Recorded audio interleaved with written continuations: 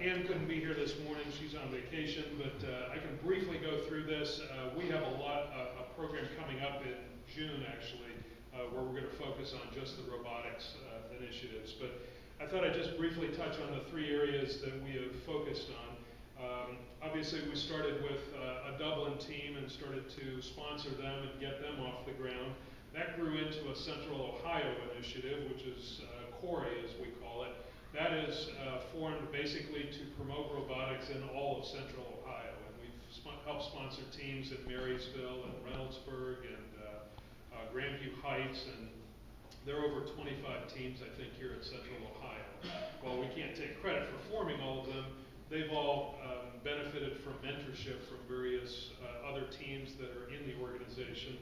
As a matter of fact, Dublin has been very responsive in that area.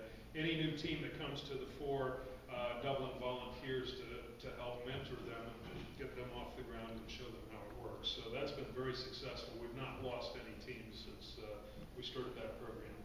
And then that has also morphed into an Ohio First organization, which is basically the same thing on an all-Ohio basis. There are groups in the Cleveland, Toledo area, and also Northeast Ohio, as well as in Cincinnati. And what we are trying to do is form a larger coalition of those groups so that we can promote robotics throughout the state. It's actually been done quite successfully in Michigan and Indiana, so our goal is to help do that here in Ohio. I'd like to bring up Ramona, if we can, for just a second. She had to leave, okay. Well, I wanted her to tell a story about her son. He's involved with the Dublin Robotics team, and it's a great example of how that really, their foundations and principles help other teams.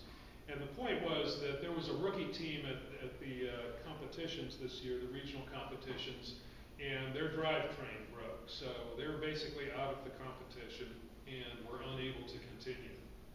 And Ramona's son volunteered to help them fix their drivetrain and actually got parts from one of their backup robots to help rebuild their robot. And with his assistance, they were not only able to continue, but win the next round. So it was quite gratifying to see that kind of gracious professionalism, which is what they call it, and that's what they encourage.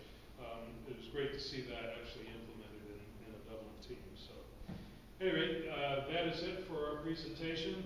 Thank you very much. We'll have more on science and technology, and appreciate all the committee's involvement.